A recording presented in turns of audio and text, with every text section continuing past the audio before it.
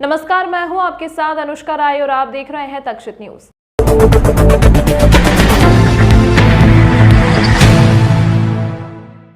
Indore crime branch ने कार्यवाही करते हुए एक ऐसे फर्जी एसडीएम को गिरफ्तार किया है जो कि अपने आप को एसडीएम बतलाकर लोगों को नौकरी दिलवाने के नाम पर लाखों रुपए ऐंठ लिया करता था। दरअसल इंदौर के बंगाली चौराहे पर स्टूडियो संचालित करने वाले हिमांशु जैन ने क्राइम ब्रांच को शिकायत की थी कि आरोपी मुकेश सिंह राजपूत ने बताया कि मैं एसडीएम हूं, सस्पेंड चल रहा हूं और अभी मानव अधिकार में पदस्थ हूं। अगर किसी को भी नौकरी की जरूरत हो तो बताना। फरियादी फर्जी एसडीएम के झांसे में आ गए और नौकरी लगाने के नाम पर पहले तो फरियादी ने फर्जी एसडीएम को 2,50,000 रुपये दे दिए। इसी के साथ फर्जी एसडीएम ने जमीन के मामले में भी फरियादी से लाखों रुपए ठग लिए थे। वहीं फरियादी हिमांशु को कुछ समय बाद शंका हुई कि लंबा समय बीत गया है, ना तो कोई नौकरी मिली और ना ही जमीन मिली है। फिर फरियादी ने पूरे मामले की शिकायत इंदौर क्राइम से करने के बाद क्राइम ब्रांच ने आरोपी फर्जी एसडीएम को गिरफ्तार कर पूछताछ की तो पता चला कि कुछ समय पहले भी सीहोर में फर्जी एसडीएम बनकर लोगों के साथ ठगी की थी और सीहोर पुलिस ने कार्यवाही की थी। वहीं ठगी का शिकार हुए और भी लोग पुलिस में शिकायत करने आ सकते हैं। हाँ, ये क्राइम ब्रांच में कार्रवाई की गई है और इसमें जो है वो फरियादी से इसने 2020 में जुलाई में फरियादी का जो है स्टूडियो है बंगाली चौराहे पे, तो ये वहाँ गया था और बताया कि मैं एसडीएम हूँ और अभी झापड़ मारने के कारण मैं सस्पेंड चल रहा हूँ और अभी मानव अधिकार आयोग में पदस्थ हूँ। और ये गाने वाने का भी शौकीन था और इसने बोला कि तुमको किसी को नौकरी में लगाना है, नायब तहसीलदार बनाना है तो मैं सब कर दूँगा। तो ये थोड़े बातचीत में आए ये उसके, तो इस समय उसको 2.5 लाख रुपए दिए भी थे उसने। उसके बाद जो बोला कि स्टूडियो आपकी बहुत छोटा स्टूडियो है, इसको थोड़ा बड़ा बनाइए, कनाडिया रोड पे ज़मीन लीजिए, वो भी ज़मीन दिला देता हूँ। उसके भी लाखों रुपए इसने लिए थे। पर जब इनको लगा कि एसडीएम है और कुछ काम हो नहीं पा रहे हैं तो उसने फिर क्राइम ब्रांच में शिकायत की थी। क्राइम ने इसमें सब कार्रवाई की है। बाद में पता चला है सीहोर में भी दोराहा थाना है, उसमें भी वर्ष 2017 में दोराहा थाने में भी ये नकली एसडीएम में पकड़ा चुके हैं, वहाँ बंद हो चुके हैं। सर कोई गैंग है क्या अकेले कर रहा था? नहीं, ये तो अपना खुद ये कर रहा था। वैसे उसका हम पुलिस रिमांड ले रहे हैं और इसमें और आगे भी इन्वेस्टिगेशन करेंगे। आरोपी गिरफ्तार है? हाँ, अरेस्ट। कितने लोगों से पैसे लिए इसमें? अभी तो एक ही सामने आया है फरियादी, और उससे पूछताछ करके जैसे फिर बाद में और लोगों को पता चलता है तो जो लोग आएंगे वैसे कार्रवाई की जाएगी।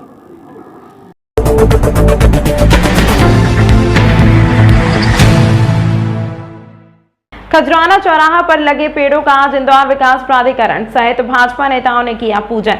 विधि विधान से हुए पूजन के बाद इन पेड़ों को किया जाएगा सुपर कॉरिडोर पर शिफ्ट। फ्लाईओवर के निर्माण में बाधक बन रहे हैं करीब 2,500 पेड़। दरअसल रिंग रोड पर ट्रैफिक जाम की समस्या से लोगों को निजात दिलाने के उद्देश्य से इंदौर विकास प्राधिकरण के द्वारा ब्रिज निर्माण की कवायद लगातार जारी है, जहां पूर्व में वर्ल्ड कप चौराहा और बंगाली चौराहे पर ब्रिज निर्माण कर यातायात को काफी हद तक सुचारू किया गया है। वहीं अब इस मार्ग पर आने वाले खजराना चौराहा पर भी प्राधिकरण के द्वारा एक ब्रिज का निर्माण किया जाना है, जिसकी जद में करीब 2,500 पेड़ बाधक बनकर आ रहे हैं, जिनको शिफ्ट करने के पूर्व आज इंदौर विकास प्राधिकरण के अध्यक्ष सहित भाजपा नगर अध्यक्ष, स्थानीय भाजपा नेताओं ने विधि विधान से पूजन किया, जिसके बाद इस स्थान से करीब 2,500 पेड़ों को सुपर कॉरिडोर पर पुनर्स्थापित किया जाएगा। देखिए, भारतीय संस्कृति के मानने वाले हम लोग हैं और उसी के संरक्षण में संपूर्ण विश्व और देश पल रहा है। आज हम उसी के अनुरूप, जैसा कि हमारी संस्कृति में माना जाता है कि पेड़ों में, वृक्षों में भी देव निवास करते हैं और इसलिए हम देव स्वरूप उन सभी वृक्षों को पुनर्स्थापित करने के लिए पहले उनका पूजन किया। पहले उनसे क्षमा भाव से उनसे याचना की कि आप जो प्रकृति को शुद्ध करते हैं वो शुद्धता आपके कारण से ही वो बनी रहे। यहाँ विकास कार्य के लिए उनसे अनुमति ली है और अनुमति लेकर के उनसे क्षमा भाव से आग्रह किया है कि हम आपको पुनर्स्थापित करना चाहते हैं, ये अनुमति आप हमें दें। और जिस स्थान पर आपको हम पुनर्स्थापित करना चाहते हैं वहाँ पर भी इसी प्रकार से आप वायुमंडल को शुद्ध करें ताकि जनजीवन अपना जीवन ठीक से यापन कर सकें। और इंदौर विकास प्राधिकरण ने इस काम को बड़ी गंभीरता से लिया है। हम जितने पेड़ हैं 1330 यहाँ पर है और बाकी फ्लाईओवरों पर भी है। हमारे इंदौर विकास प्राधिकरण के जितने अधिकारी हैं उनको सख्त निर्देश दिए हैं कि जो गाइडलाइन है पुनर्स्थापित करने की और उसका सख्ती से पालन करें और आगे से कोई ऐसी गलती ना हो और उसको दोहराया ना जाए, इस प्रकार की बातें भी यहाँ कही गई है। और इसीलिए हमारे साथ में आज हमारे नगर अध्यक्ष जी, हमारे MIC के सदस्य राजू दावत जी, यहाँ के स्थानीय हमारे पार्षद पुष्पेंद्र जी, हमारे सारे वरिष्ठ नेता यहाँ पर मौजूद हैं और उनकी उपस्थिति में हमारे विधायक जी बाहर हैं और तो उनकी भी उसमें अनुमति सहमति है।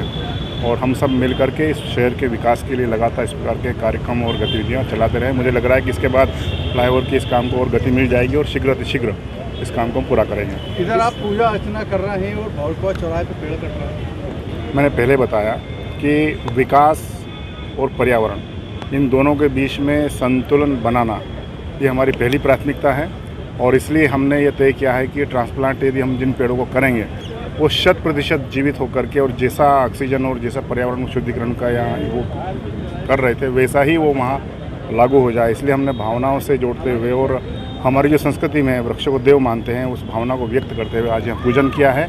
उसका सख्ती से पालन करवाएंगे और पुनर्स्थापित करवाएंगे और वहाँ भी ट्रीटमेंट करने के बाद उनको लगाएंगे।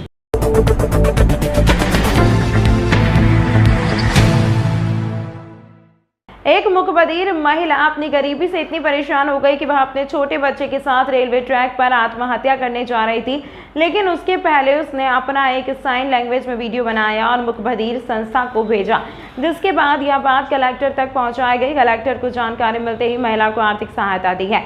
महिला अपने बच्चे के साथ अकेली रहती है और उसका पति भी उसे छोड़कर जा चुका है। दरअसल इंदौर मुखबधिर संस्था में एक मुखबधिर महिला ने अपना वीडियो भेजा, जिसमें वह साइन लैंग्वेज में मदद की गुहार करते हुए उसने अपने 1.5 वर्ष के मासूम के साथ मौत को गले लगाने की बात कही। लेकिन उस वीडियो को देखकर भावुक हुए मुखबधिर संस्था के दोनों ही सदस्य ने तुरंत महिला से बातचीत कर उसे मदद के लिए तुकोगंज थाने के मुखबिर सेवा संस्थान में बुलाया और मदद देने की बात कही। महिला का 20,000 का दूध का बिल बाकी था। महिला इतनी परेशान थी कि वह मौत को गले लगाना उचित समझा, लेकिन संस्था को जैसे ही जानकारी लगी तो उन्होंने इंदौर कलेक्टर को इस बात की जानकारी दी। कलेक्टर द्वारा तुरंत उसे 5,000 रुपये की सहायता राशि व प्रतिमाह फिक्स सहायता राशि देने की आदेश भी किए हैं। कि मेरा मंगलसूत्र भी गिरवी है, चेन जो शादी की थी, क्योंकि इसको पेट का ऑपरेशन होना था। आज इसके साथ ये 20,000 रुपये दूध के इसको पेमेंट करना है, दूध वाले ने दूध देना बंद कर दिया, तो ये बहुत परेशान है। अब और इसके पति से भी हमने काउंसलिंग करी कि इसको क्यों छोड़ दिया।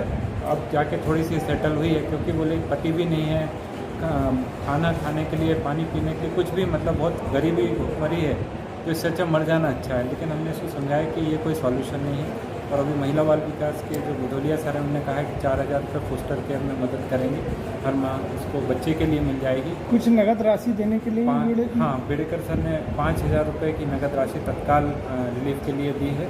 और तीसरी चीज़ ये है कि विकलांग पेंशन के लिए भी सर ने आदेश दिया है।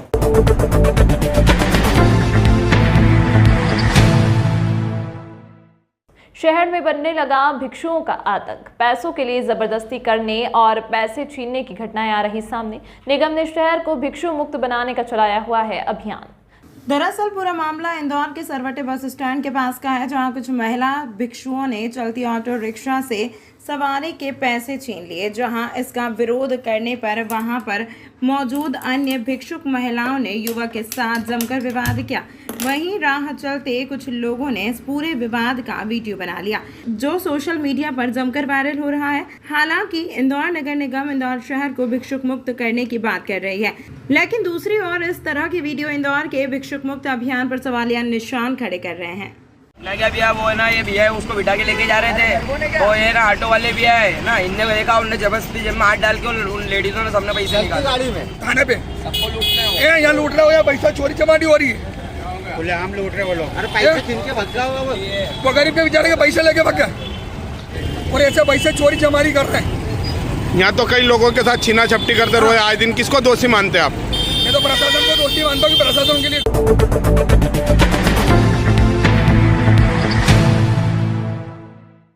काम के दौरान दौरान सही नियमों का पालन नहीं करने पर निगम आयुक्त ने 2 अधिकारियों को किया निलंबित। काम पूर्ण होने के बाद टेंडर जारी किए जाने का है मामला।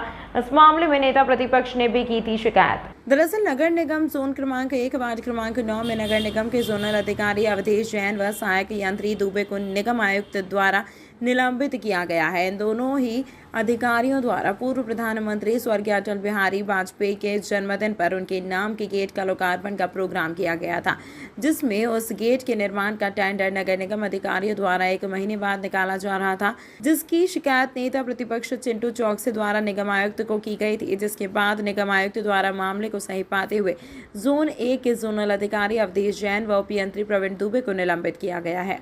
जोन 1 का एक विषय था, बहुत ही गंभीर विषय था कि कुछ काम मौके पर करा लिए गए थे, उनके टेंडर बाद में किए गए।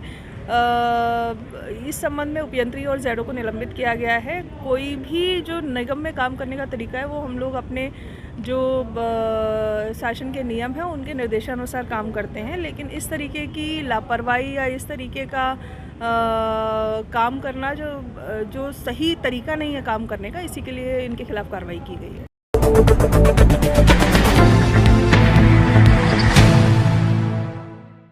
मुख्यमंत्री शिवराज सिंह चौहान के द्वारा शुरू की गई मुख्यमंत्री लाडली बहना योजना के तहत नगर निगम ने अलग अलग स्तर पर महिलाओं का केवाईसी पूर्ण करवाने को लेकर कवायद शुरू कर दी है, जिसके लिए निगम ने आज शहर भर कियोस्क सेंटर संचालकों की बैठक कर उन्हें समझाइश दी।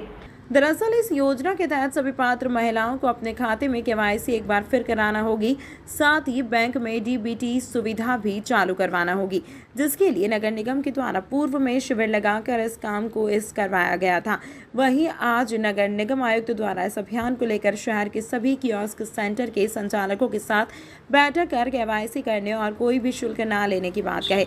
गौरतलब है कि इस अभियान के तहत पात्र महिलाओं को एमपी ऑनलाइन के कियोस्क सेंटर पर अपनी केवाईसी को अपडेट करवाना होगा, जिसके लिए महिलाओं को कोई भी शुल्क नहीं चुकाना होगा, जबकि हर एक केवाईसी के लिए शासन की तरफ से सेंटरों को 15 रुपये की राशि दी जाएगी। लाडली लक्ष्मी योजना के संबंध में जो पूर्व की तैयारियां हैं वो लगातार चल रही हैं, जिसमें मुख्य जो काम है सभी आवेदिकाओं के संबंध में जो पहले संपन्न होना है कैंप लगने से पहले, उसमें सबसे महत्वपूर्ण है कि सभी के समग्र में ई-केवाईसी हो जाए, यानी समग्र में संबंधित व्यक्ति का आईडी हो, समग्र आईडी हो, फैमिली आईडी में नाम हो और उनकी समग्र आईडी जो है वो आधार से लिंक भी हो, जिसे हम ई-केवाईसी कह रहे हैं। तो इस काम के लिए कई तरीके के मोड्स हैं, जिसमें एक हम लोग नगर निगम के माध्यम से कैंप लगा करके कर रहे हैं। इसके अलावा कोई भी व्यक्ति, शासन ने निर्देश दिए हैं कि सभी एमपी ऑनलाइन सेंटर, सीएससी सभी को भी लोक सेवा केंद्र, इन सभी को ट्रांजैक्शन राशि शासन की तरफ से दी जा रही है और निःशुल्क कोई भी व्यक्ति जा कर के इन सेंटर्स पे, अगर आपके आसपास कोई लोक सेवा केंद्र है, कोई एमपी ऑनलाइन के केंद्र हैं या फिर सीएससी हैं कोई, उनमें जा कर के भी आप अपना आधार सीडिंग समग्र आईडी में ई-केवाईसी करा सकते हैं, ताकि आपकी जो पात्रता है जब 25 तारीख के बाद मेन कैंप शुरू होंगे तो उस पात्रता में किसी प्रकार की कोई तकलीफ किसी को ना आए। मैम, ई-केवाईसी के बाद में भी बैंक में जाकर डीबीटी कराने के लिए कहा जा रहा है। साथ ही अगर देखा जाए तो सर्वर में भी प्रॉब्लम आ रहा है, एक 1.5-2 घंटे जो सर्वर है वो डाउन चल रहा है, महिलाएं बैठी हुई हैं शिविर में। देखिए, इस योजना की पात्रता में 3 चीज़ें सबसे महत्वपूर्ण है। पहला कि संबंधित जो व्यक्ति है उसकी समग्र आईडी, आधार सीडिंग उसकी होनी चाहिए, ई-केवाईसी होनी चाहिए। दूसरा, जो खाते हैं हमारे जो भी संबंधित बेनिफिशियरी हैं उनके, चूँकि ये डायरेक्ट बेनिफिट ट्रांसफ़र है, कैश ट्रांसफ़र प्रत्येक महीने में 1000 रुपये का है, तो ये भी ज़रूरी है कि ये सभी खाते जो हैं उनमें आधार सीडिंग हो और डीबीटी इनेबल्ड हो। अगर डीबीटी इनेबल्ड खाते नहीं कराएगा, सामान्य खाते डीबीटी इनेबल्ड नहीं रहते हैं, अगर डीबीटी इनेबल्ड नहीं रहेंगे तो ट्रांजैक्शन के समय ट्रांजैक्शन संभव नहीं हो पाएंगे। इसलिए ये 3 चीज़ें ज़रूरी हैं। क्योंकि सर्वर की आज सुबह से भी हम लोग देख रहे हैं, कल भी थोड़ा इशू आया था, भोपाल में हम लोग बात कर रहे हैं, टेक्निकल इश्यूज़ हैं पर वो रिजॉल्व हो जाएंगे। लेकिन इसके माध्यम से ना सिर्फ इस योजना का लाभ मिलेगा, बल्कि अगर हम एक तरीके से भी देखें कि जो हमारी महिलाएं हैं, जितनी भी इसमें महिला आवेदिकाएँ आएंगी, उनके खाते भी अप टू द डेट हो जाएंगे, उनके खातों में उनका केवाईसी हो जाएगा, चूँकि आधार सीडिंग हो जाएगा, डीबीटी इनेबलिंग, आगे आने वाले लाभों के लिए भी उनके खाते जो हैं अपडेट रहेंगे, तो इससे ये फ़ायदा भी होगा। तमाम महत्वपूर्ण खबरों के लिए देखते रहिए तक्षशित न्यूज़।